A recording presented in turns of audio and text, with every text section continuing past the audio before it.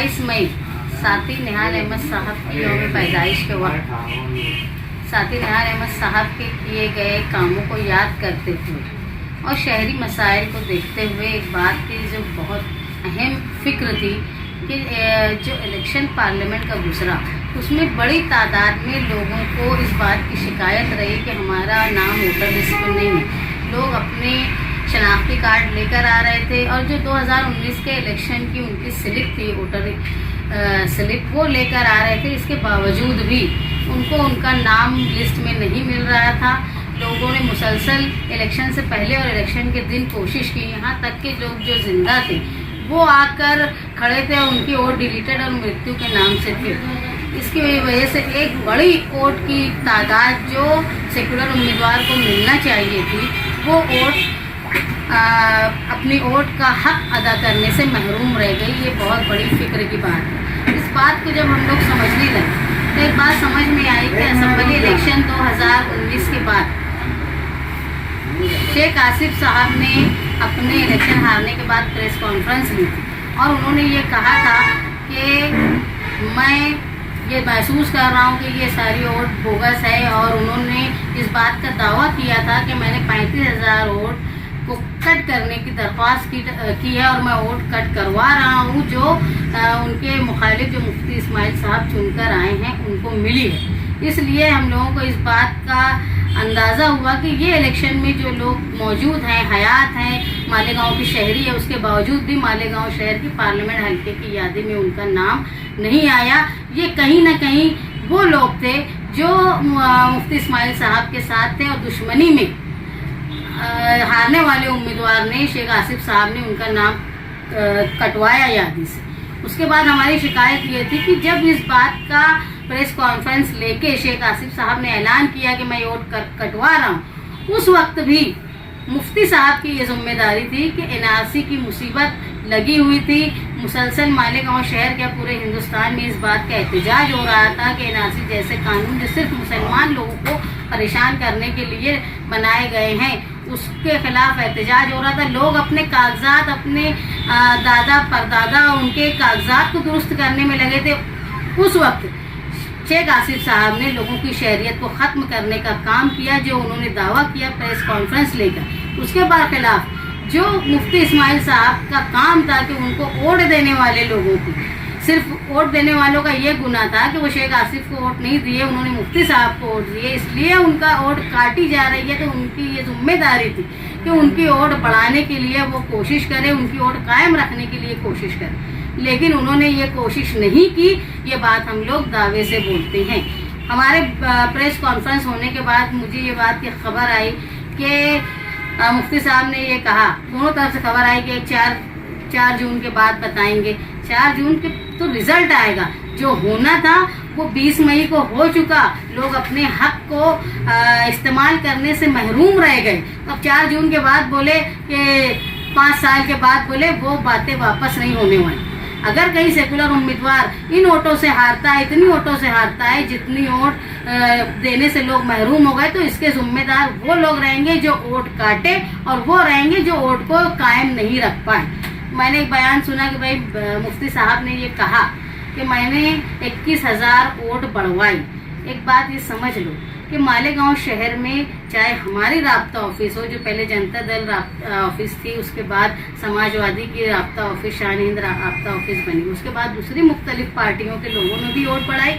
सरकारी तौर पे स्कूलों में वोट बढ़ी, बीएलओ ने वोट बढ़ाई। इसके बावजूद मैं आपको एक तादाद बताऊंगी कि 2019 में जो असेंबली हल्के पार्लियामेंट की वोट थी 2,84,975 वोट, ये मालेगांव शहर के असेंबली हल्के की वोट थी जो पार्लियामेंट में टोटल वोट थी।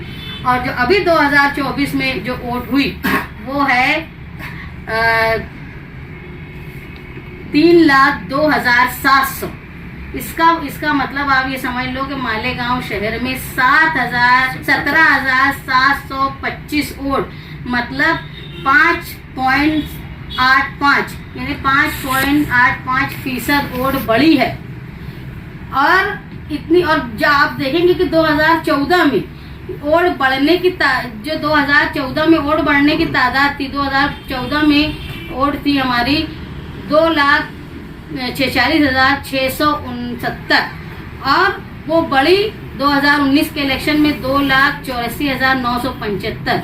इसका मतलब ये था 13.55% वोट बढ़ी थी, यानी 36,616 वोट 2014 से 2019 में बढ़ी। लेकिन यानी कितनी वोट बढ़ी? 36,000 के एवरेज से वोट बढ़ी। लेकिन अभी आप देखेंगे 2019 से 2024 में सिर्फ वोट बढ़ी 17,725। और एक बात और मैं आपको बताऊंगी, पार्लियामेंट के हल्के में 2019 में धुले पार्लियामेंट हल्के में वोट थी 17,87,801, जो 2024 में हुई 20,22,061 वोट। यानी इसका मतलब है कि 2,34,660 वोट 11.58% वोट बढ़ी। अगर यही जो वोट बढ़ी है पार्लियामेंट्री हल्के में, अगर आप उसमें 2,34,260 वोट में से मालेगांव में जो वोट बढ़ी है 17,725 ये निकाल देंगे, ये निकाल देने के बाद 5 कॉन्स्टिट्यूएंसी से उसको तकसीम करेंगे तो हर कॉन्स्टिट्यूएंसी में 2019 से 2024 के बीच में वोट बढ़ने की तादाद है 43,307। यानी मालेगांव में सिर्फ 17,725 वोट बढ़ी और बाकी सारी 5 कॉन्स्टिट्यूएंसी में एवरेज ये रहा कि 43,307 वोट बढ़ी। जबकि एक प्रोपेगेंडा करती है बीजेपी के मुसलमानों की औलाद ज्यादा होती है, मुसलमान ज्यादा बच्चे पैदा करता है, लेकिन आप ये रेशो अगर देखेंगे तो मालेगांव की वोट बढ़ने की तादाद बहुत कम थी। इसका मतलब ये है कि जो पुरानी नई वोट तो बढ़ गई, जो वोट नए वोटर थे वो बढ़ गए, लेकिन जो पुराने 35-36 हजार वोटर थे उनकी वोट कट हुई। इसका सबसे बड़ा सबूत है ये जो मैं आपको इस तरह का डाटा बता रही हूँ हमारे ऑफिस से। हमारे पास भी डाटा है कि हमने 5 से 7 हजार वोट बढ़ाई। 5,000 वोट का हमारे पास डाटा है जिसमें हम लोगों के नाम, लोगों के एड्रेस और लोगों के आधार कार्ड के नंबर के साथ आप लोगों को बता सकते हैं। अगर कोई जानना चाहता हो तो हम डेटा के साथ बताएंगे। दूसरी बात, हमारी मुखालफत में हमने एक सियासी आदमी को ये बोला कि आप वोट कटवाए और दूसरे सियासी आदमी को ये बोला, मुफ्ती साहब को, कि आपने वोट बचाने में कोई मदद नहीं की क्योंकि हमारे ऊपर एनआरसी की मुसीबत थी, उसके बावजूद भी आपने नहीं की। तो वो हमारा जवाब दिए जमीयतुल उलमा की ऑफिस में बैठ के। इस बात का मुझे और शहरियान को, हमारी पार्टी को बहुत दुख है कि सियासी बात का जवाब वो जमीयतुल उलमा की ऑफिस में बैठ के देते हैं। अगर उन्होंने बोला कि मैंने 21,000 वोट बढ़ाया, लेकिन यहाँ तो 17,000 वोट बढ़ी हुई है, अगर मैं वो बोलते हैं कि मैंने 21,000 वोट बढ़ाई, तो कहाँ से बढ़ाई? उन्होंने खुद बढ़ाई अपनी ऑफिस से कि जमीयतुल उलमा से बढ़ाई? अगर जमीयतुल उलमा हमेशा काम करती है, जमीयतुल उलमा हिंदुस्तान की एक ऐसी खिदमतगार समाजी तंजीम है जो हिंदुस्तान के हर हिस्से में काम करती है, चाहे वो कानूनी मदद का काम करती हो, जो लोग बेगुनाह जेल में रहते हैं उनके लिए, चाहे वो हिंदुस्तान में कहीं कुदरती आफत आ जाती है वहाँ पर भी वो मदद करती है। आज़ादी की लड़ाई में जमीयतुल उलमा का एक बड़ा हिस्सा रहा है। यहाँ तक के मेरे दादा यानी साथी निहाल अहमद साहब के वालिद मौलवी मोहम्मद उस्मान जमीयतुल उलमा आज़ादी से पहले 1937 में वो जमीयतुल उलमा महाराष्ट्र के सदर रहे। उस वक्त महाराष्ट्र नहीं था, उस वक्त बॉम्बे स्टेट थी। तो मौलवी मोहम्मद उस्मान उसके 1937 से लेके 1953 तक हिंदुस्तान की जमीयतुल उलमा के महाराष्ट्र बॉम्बे स्टेट के सदर रहे। लेकिन हम लोगों ने कभी सियासी तौर पे इस बात का तंजीम का मामला, चाहे जमीयतुल सलाहत मदरसा के बानी साथी निहाल अहमद साहब के वालिद रहे, हम लोगों ने कभी सियासी तौर पे इसका फायदा उठाने की कोशिश नहीं की। मालेगांव शहर के आमदार से सवाल किया, मगर उन्होंने सियासी आमदार होने की हैसियत से जवाब देने के बजाय जमीयत की ऑफिस में बैठकर जवाब दिया।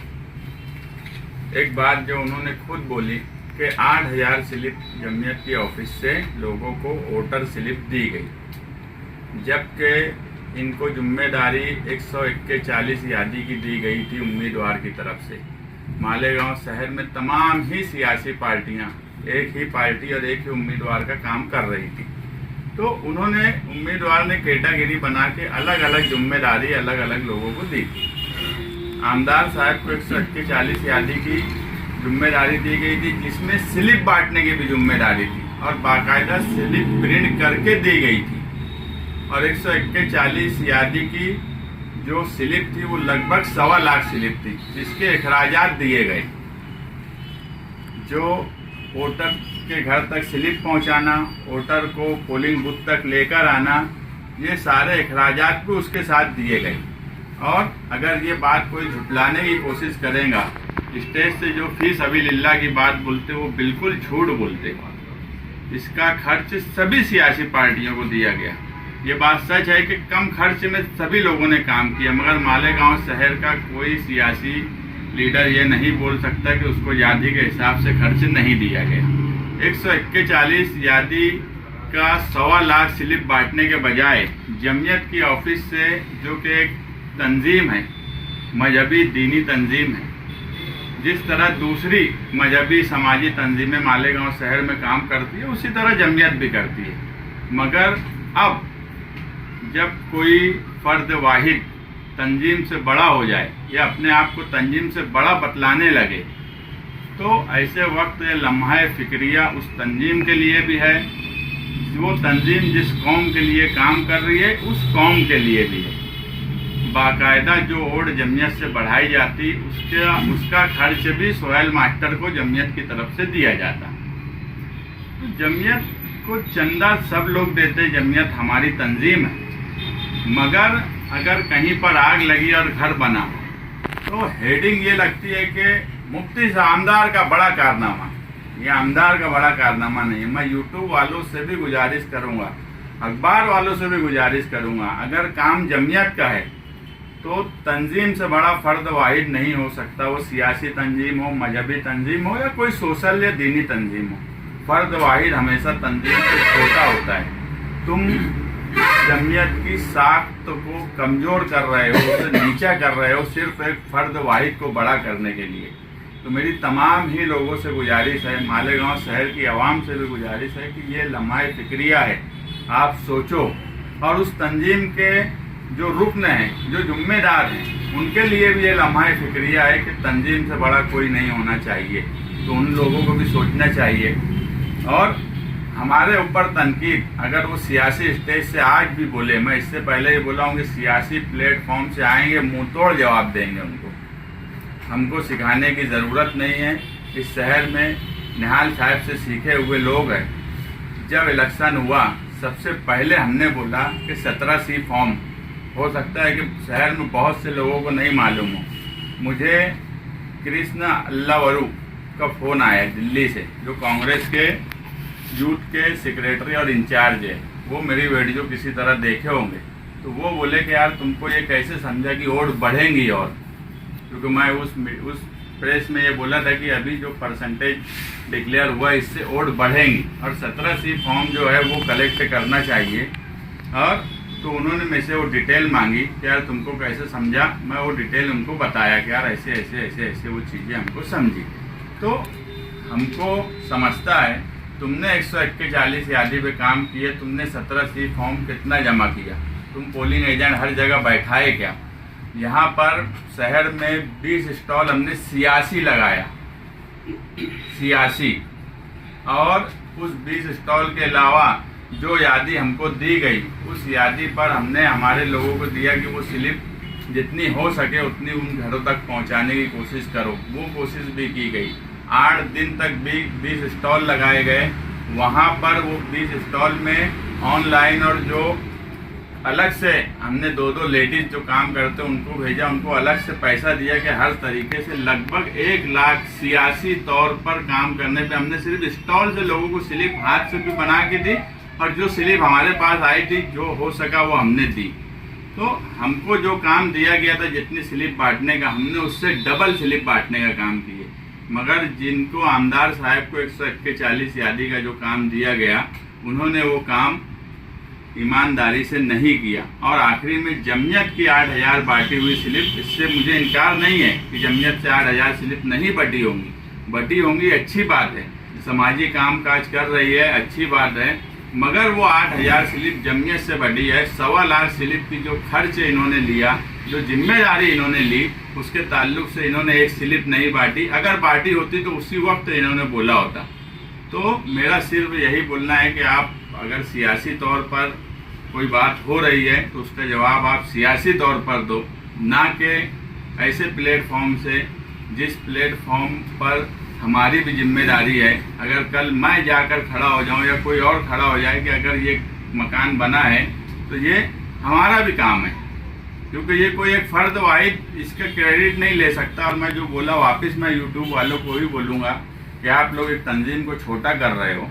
तंजीम को बहरहाल फाल तंजीम है, उसे छोटा मत करो। एक फ़र्द वाहिद और एक सियासी आदमी के लिए इतना ज़्यादा अपने को झुकने की ज़रूरत नहीं है।